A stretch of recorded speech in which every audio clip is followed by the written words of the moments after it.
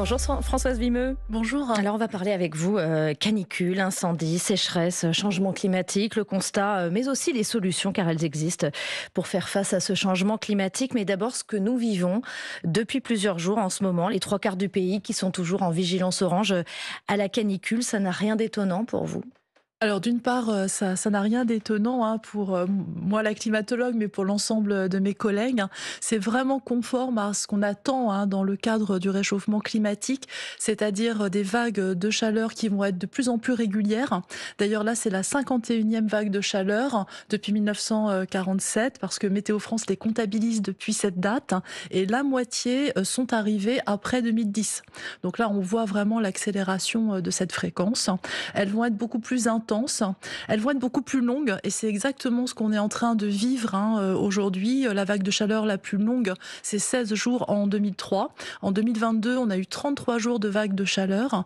Et puis surtout, alors là c'est pas le cas, la vague de chaleur arrive au cœur de l'été, mais on s'attend à un allongement de la saison estivale avec des vagues de chaleur qui vont arriver précocement en juin. C'est ce qu'on a vu aussi cette année. Et on l'a vu aussi en juin 2019. Et en juin 2019, c'est là où on a battu le record de température absolue sur notre territoire. Et ça signifie aussi que vague de chaleur en juin, vague de chaleur aujourd'hui, on peut l'imaginer en septembre également? Ah oui, bien sûr, l'allongement de la saison estivale, c'est des vagues de chaleur plus précoces et plus tardives, et donc qui vont toucher le calendrier scolaire. Et ça, c'est un vrai point de préoccupation. Ce que l'on connaît aujourd'hui, ce type d'été, ça sera la norme finalement à venir dans les années qui viennent, mais dans les proches années, quoi. Oui, exactement. En fait, donc là, l'été 2025, faut attendre qu'il se termine, mais en gros, il va être équivalent à l'été 2022 et à l'été 2003. Ce sont aujourd'hui des étés exceptionnels, ce seront des étés normaux à horizon 2050 et ce seront des étés frais pour la fin du siècle.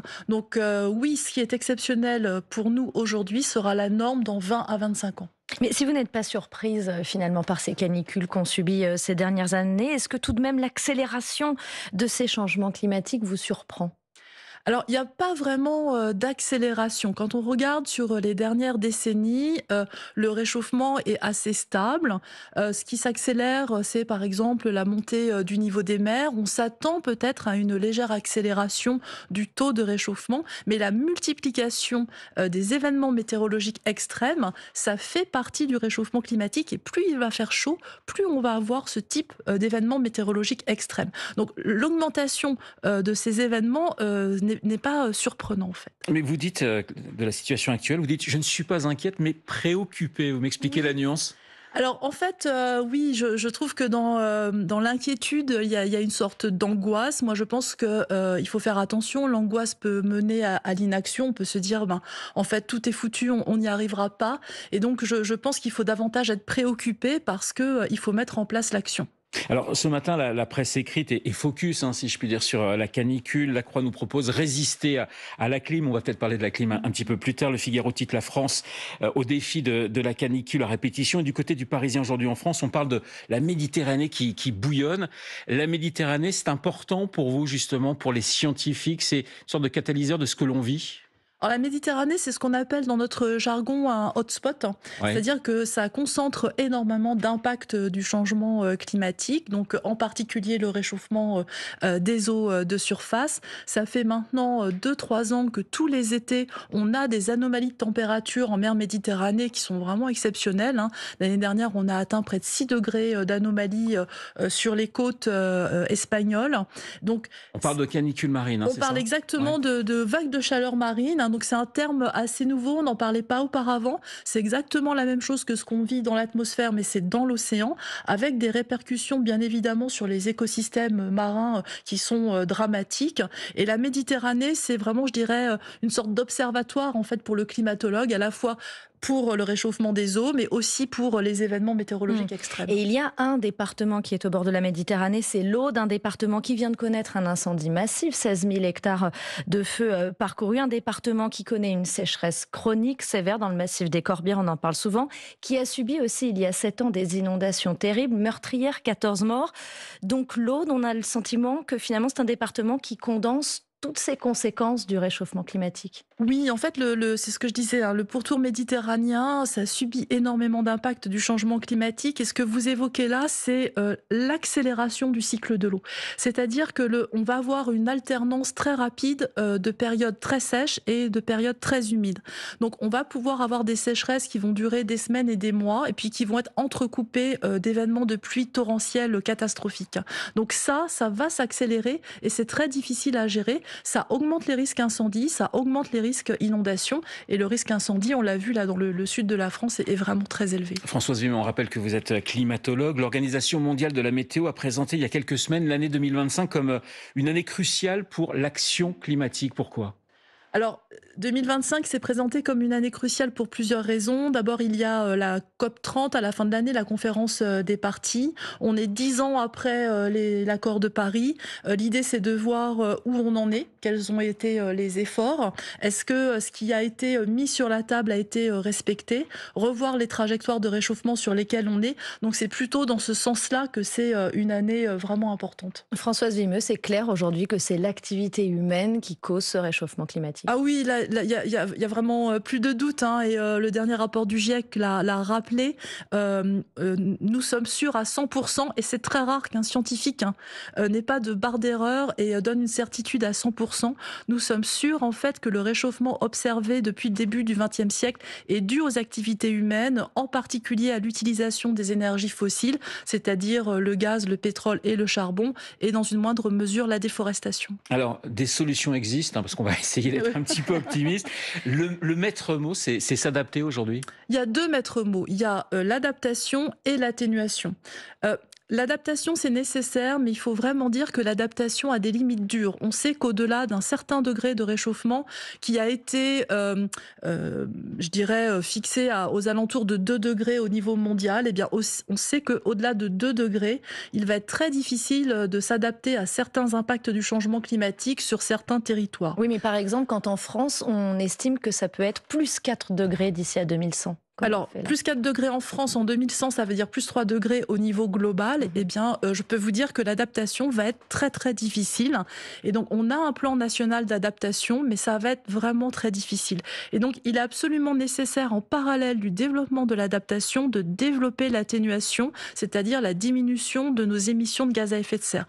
La température va continuer à augmenter, la température de notre atmosphère, tant que nous n'aurons pas atteint ce qu'on appelle la neutralité carbone, c'est-à-dire on émet plus de gaz à effet de serre, et s'il y a des émissions résiduelles, les puits naturels de carbone sont capables de les absorber. Mais vous croyez encore que, pardonnez-moi Renaud Blanc, que c'est possible d'atténuer les émissions de gaz à effet de serre aujourd'hui? Ah oui, alors en fait, il y a quand même une bonne nouvelle dans toute cette histoire. Si vous regardez la Chine, qui est responsable d'un tiers des émissions au niveau global, eh bien la Chine, depuis 12 mois, 1 an à peu près, a stabilisé ses émissions de gaz à effet de serre. Elle est en avance sur ce qu'elle avait annoncé. Elle avait annoncé son pic d'émissions dans une dizaine d'années. Et si le pic d'émissions est maintenant, et que ces émissions se stabilisent et voire diminuent, eh bien on est vraiment en avance, et ça c'est une bonne nouvelle. Donc oui, je crois qu'il faut y croire, et en plus on a la capacité de le faire. La France est un bon élève justement? Parce qu'on entend un peu tout et son contraire. Alors je dirais que la France... scientifique que vous êtes, bon point ou pas? Alors la France est une bonne élève dans une classe qui travaille mal. La France, elle fait partie de la vingtaine de pays qui diminuent ses émissions de gaz à effet de serre depuis maintenant plusieurs années. Donc en ce sens, c'est une bonne élève. Et là, en fait, où le bas blesse, c'est que la diminution, elle n'est pas suffisante pour atteindre, en fait, notre stratégie nationale bas carbone. Ouais. S'adapter, c'est changer nos habitudes, c'est changer notre alimentation, c'est changer finalement notre mode de vie. Alors, s'adapter et même atténuer nos émissions, c'est effectivement aller vers des modes de vie différents qui ont, il faut le dire, des co-bénéfices. Des co-bénéfices pour notre bien-être, des co-bénéfices pour notre santé. On voit bien aujourd'hui, nos villes ne sont pas adaptées aux vagues de chaleur et on souffre énormément. Donc, si on avait une meilleure isolation thermique de nos bâtiments, tout le monde serait heureux. Parce que s'adapter, c'est pas installer une clim aujourd'hui. Alors non, s'adapter, c'est pas installer une clim, quoique la clim restera nécessaire dans les hôpitaux, probablement dans les crèches. À court terme, elle est quand même salvatrice en cas de grosse canicule. Alors évidemment, parce qu'on est très en retard sur l'adaptation aux vagues de chaleur, en particulier dans les villes. Si on regarde par rapport à 2003, ça fait 22 ans quand même. Eh bien, l'adaptation de nos villes aux vagues de chaleur, elle a avancé, mais pas énormément. La question de l'agriculture, c'est une question centrale. Vous dites qu'il existe, le GIEC le dit, hein, il existe des solutions. Oui, oui, en fait, il y a 4 grands risques, hein, qui ont été, identifiés, pour, l'Europe. En ce qui concerne l'impact, du changement climatique, un des risques, c'est le stress thermique et hydrique sur les rendements agricoles. Alors heureusement, il existe, des solutions qui ont été, identifiées et étudiées, hein, par un rapport du GIEC qui est spécialisé sur, l'impact, du changement, climatique. Alors on peut les décliner, hein, c'est, éviter, la monoculture, c'est faire appel à des techniques d'agroforesterie, c'est avoir des sols en bonne santé qui peuvent retenir le peu d'eau qu'il y a, encore un peu plus longtemps. Donc il y a vraiment un ensemble de solutions qu'il faut en fait utiliser à bon escient selon le territoire où on se trouve et les Mais projections climatiques pour ce et territoire. là encore, elles sont mises en place? C'est enclenché ce mouvement? Alors, pas vraiment, d'autant que par exemple, modifier des filières agricoles, par exemple passer de la monoculture à une diversité de cultures, ça prend beaucoup de temps, ça prend 10 à 15 ans. Donc non, elles ne sont pas vraiment mises en œuvre, elles vont l'être très localement.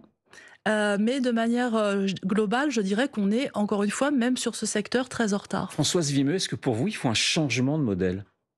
Oh oui, il faut un changement. Enfin, c'est pas moi qui le dis en fait, hein, c'est les spécialistes de l'adaptation qui disent qu'il nous faut un projet, un changement de modèle, il faut changer nos comportements, il faut avoir des changements structurels, des changements institutionnels.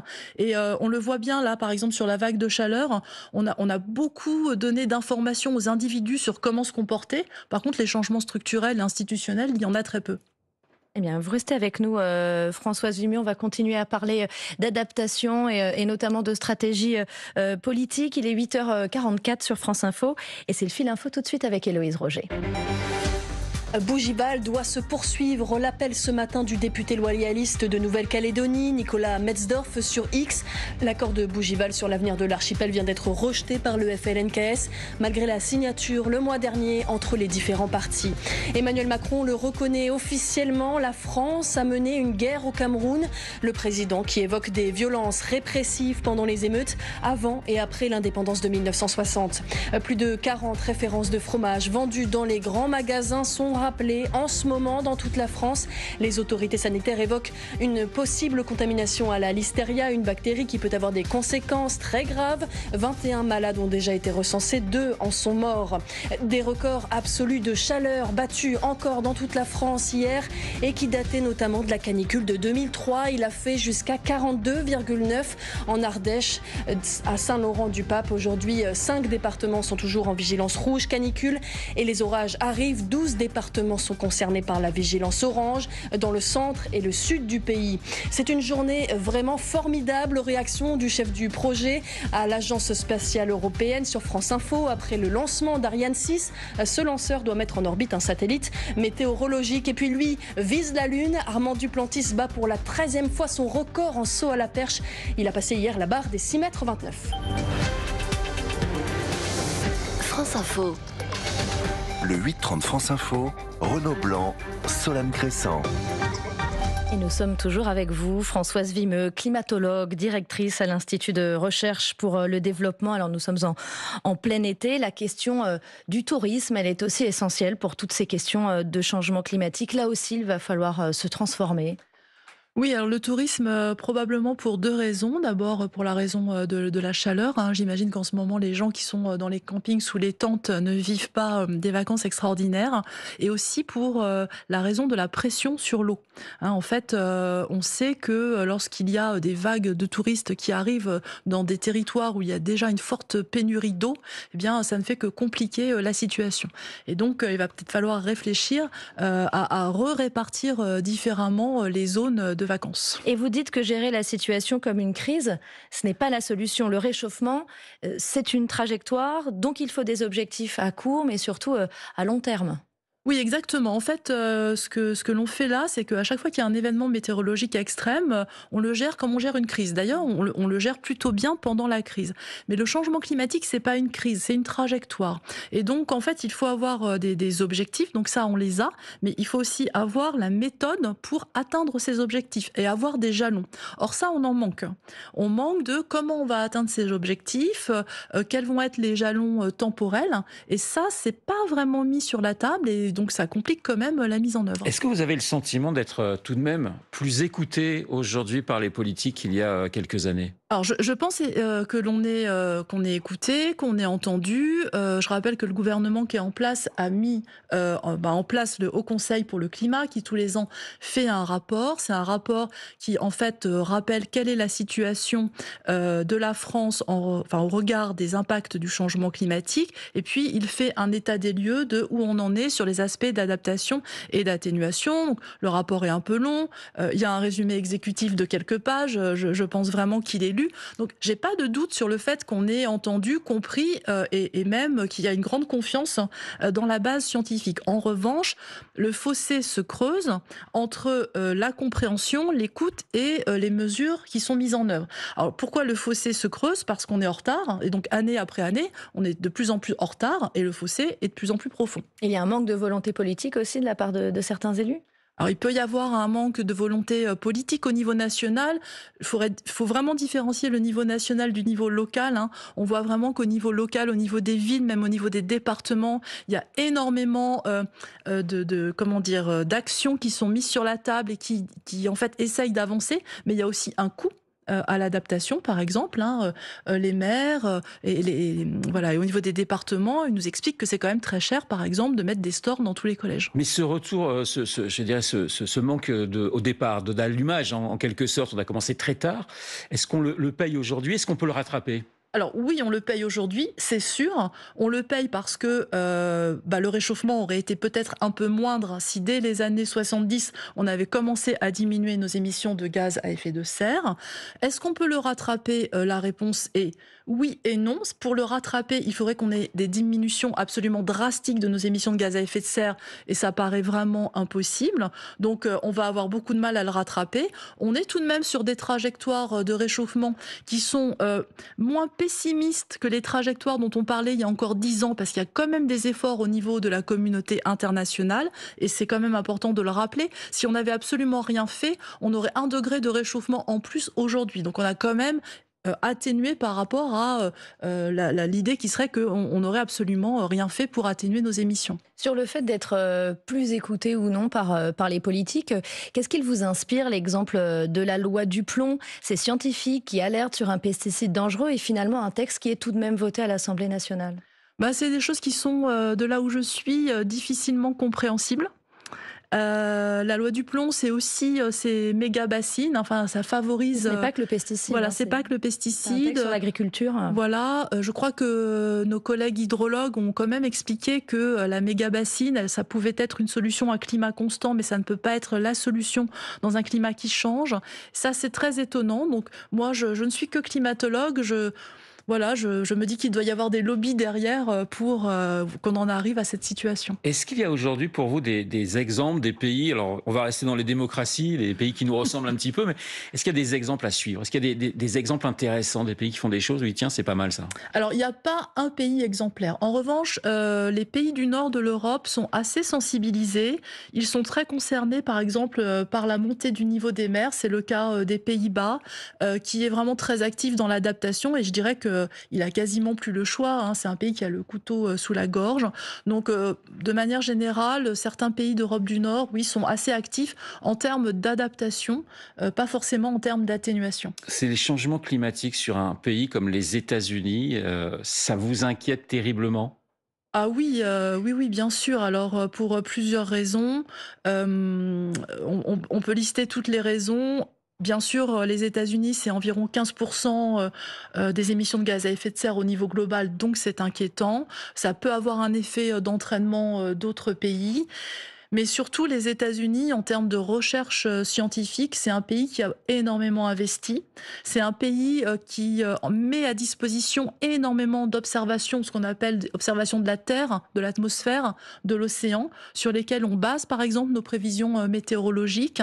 Et sans ces données, sans ces observations, ça va vraiment être très, très compliqué. Donc ça, c'est vraiment difficilement compréhensible. Trump met en danger, finalement. Donald Trump met en danger aujourd'hui la recherche. Ah oui, la recherche au niveau du climat, la réponse est oui, et pas que le climat, hein, il n'y a pas que le domaine de la santé est aussi vraiment très attaqué. Donc là, il va falloir compter sur nous-mêmes. Ce matin, depuis la Guyane, il y a un satellite ultra performant justement qui vient d'être envoyé dans l'espace, un satellite créé par des scientifiques européens.